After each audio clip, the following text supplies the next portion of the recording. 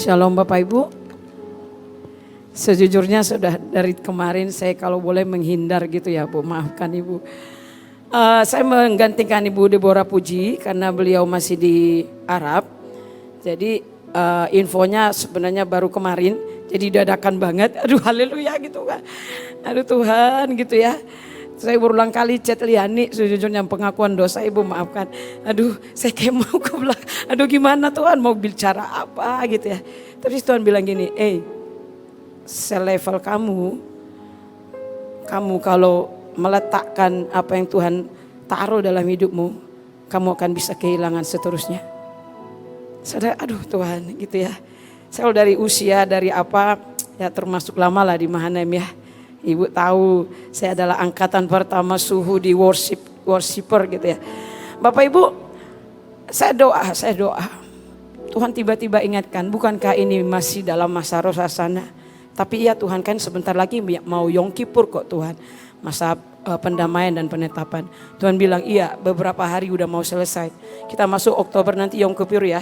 Oke, tapi ketika berkenaan dengan saya pulang juga dari Australia tanggal 21. Selama 12 hari Bapak Ibu di sana, ada 3 poin yang saya dapatkan dan saya pelajari selama di Aussie. Maafkan kami belum bisa buka karena nanti tunggu Ibu biar lebih legal suhunya nanti gitu ya. Sebenarnya videonya sudah ada, cuman nunggu Ibu aja. Tapi yang saya dapatkan ada 3 hal saudara yang bicara tentang masa 5786 ini saudaraku ya, lembah penentuan. Karena di Australia itu benar-benar 3 hal ini yang kehilangan Bapak Ibu. Dan Tuhan berkata bahwa gambaran itu sesuatu yang 3 hal ini yang kehilangan juga di gereja hari-hari ini. Puji nama Tuhan kita ada di Bahtera, itu kita di-up semua hal itu. Saya bersyukur Tuhan, terima kasih kami sudah ada di tempat yang tepat, di alamat yang tepat, di hati Tuhan yang tepat hari ini saudara. Jadi ada 3 hal ya. Masa 5786 kita tahu 5 itu anugerah, 7 itu sempurna, 8 arah new beginning, awal yang baru, 6 adalah manusia. Dan kenapa diakhiri dengan 6? Artinya itu adalah penentuan kita memilih ilahi atau yang enggak, atau yang duniawi. Nanti masuk Yom Kippur itu adalah ditetapkan. Ya Tuhan menetapkan masa semuanya. Oke, di lembah penentuan yang saya lihat saudara. Yang pertama saya mau baca dulu Yoel 3:14, demikian firman Tuhan. Banyak orang di lembah penentuan. Ya sudah dekat hari Tuhan di lembah penentuan. Bapak Ibu, berapa banyak di antara kita yang juga mungkin hari-hari ini ada di lembah penentuan. Ditentukan, segala sesuatunya ditentukan. Hidupmu, keluargamu, kota kita, bangsa kita, destiny bangsa kita. Ya saya dengan hambanya Bapak Imam selalu ada kata-kata destiny bangsa ini ditentukan oleh Tuhan. Jadi selama kami berjalan itu saya dengar merema banget gitu ya dari Bapak Imam ya, Pak Samuel. Iya Tuhan benar ya, ini penentuan. Ya kami waktu doa di situ setelah besoknya ya Pak ya, hujan ya Pak ya di sini ya. Itu hujan besar dan nggak banjir banget gitu ya, tapi sudah masuk ke jalan-jalan begitu. Tuhan ingatkan kami, kalau kami nggak berdoa di Sydney, apa yang terjadi? Dan kami doa, Tuhan katakan ini waiting list. Ya, karena bangsa ini udah seperti Sodom dan Gomora. Bangsa ini di lembah penentuan untuk dibinasakan. Australia, saudara, bangsa yang besar, ya satu benua, satu bangsa itu satu benua gitu ya. Tapi hati Tuhan itu sudah, aduh gimana rasanya gitu ya.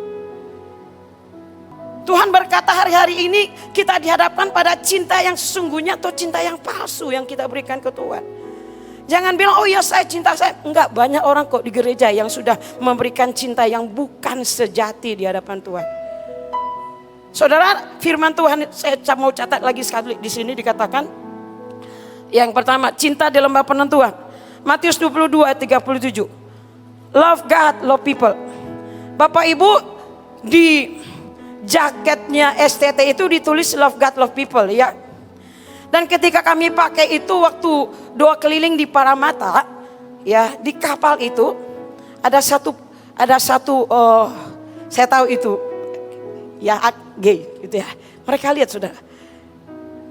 Dan karena ibu puji ke sana, saya kan biasa keliling gitu. Kalau ibu ke sana, nah saya keliling, saya lihat mereka ngomong bahasa Inggris. Lihat tuh, love God people. Mereka sini, kita kan juga cinta gitu. Saya aduh gila, mau muntah saya bu gitu ya.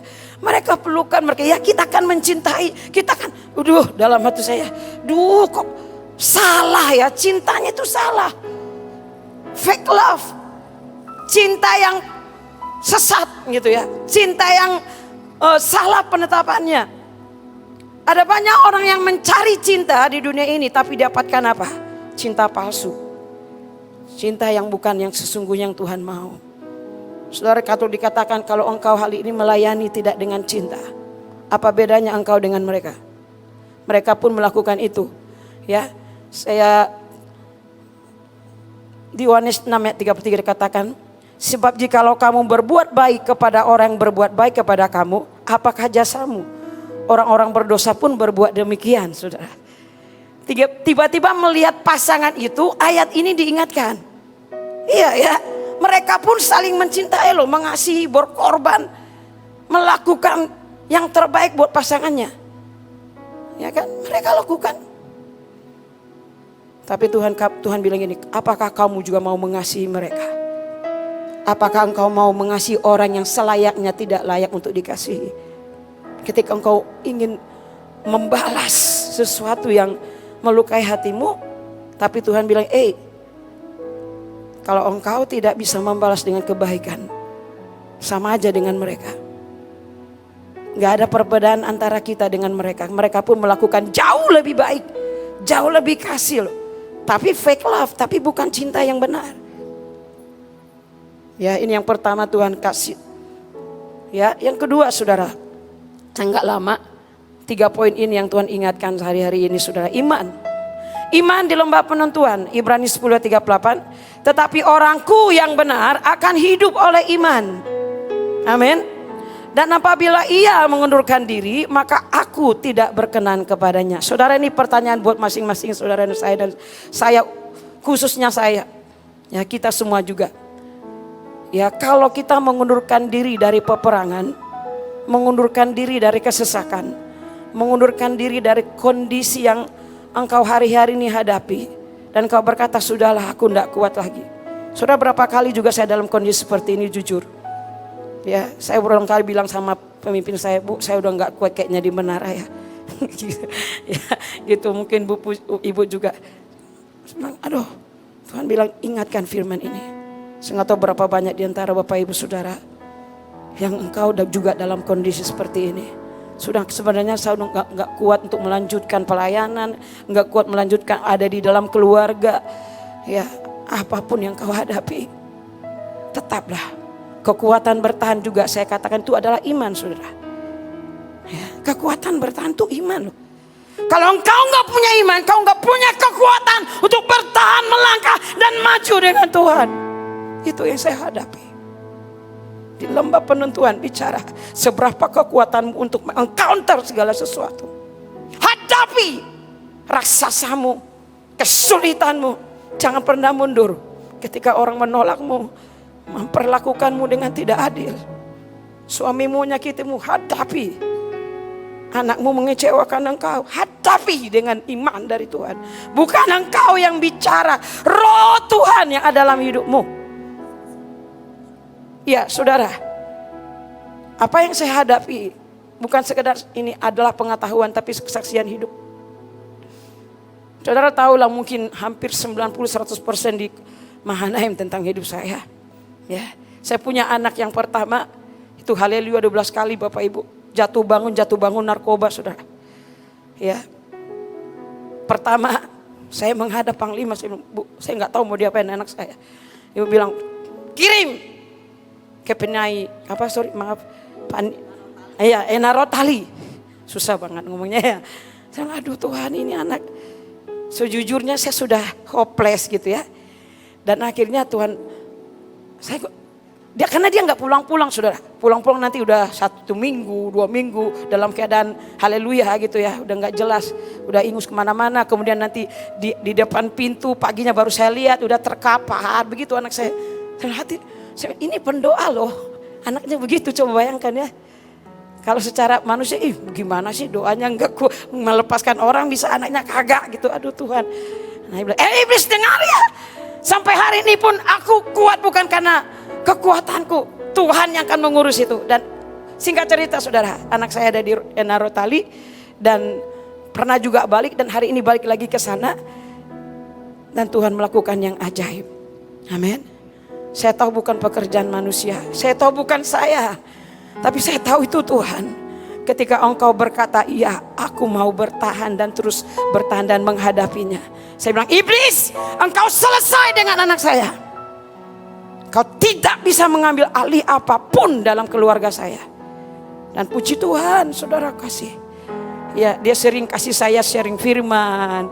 Ya, update status pelayanan sama Pak Nur, Bapak Ibu. Dia bilang, "Mah, hari ini kami membaptis sekian orang." Wah, puji Tuhan. Saya bilang gitu. Ya, puji nama Tuhan saudara ya. Boleh tepuk tanganlah buat Tuhan ya. Itu saudara iman. Hari ini engkau belum lihat kenyataan. Tapi one day suatu saat engkau akan lihat bahwa iman tidak pernah mengecewakan. Amin. Enggak pernah mengecewakan. Yang terakhir saudara adalah penyembahan. Nah ini saya saudara, ini kita. Ya. Senjata di lembah penentuan. Jadikan ini menjadi senjata kita. Jadikan ini menjadi suatu power dalam hidup kita. 2 Tawarik 20 ayat 22 sampai 23. Ketika mereka mulai bersorak-sorai dan menyanyikan nyanyian pujian, dibuat Tuhan lapang hadangan terhadap Bani Amon dan Moab dan orang-orang dari pegunungan Seir yang hendak menyerang Yehuda sehingga mereka terpukul kalah.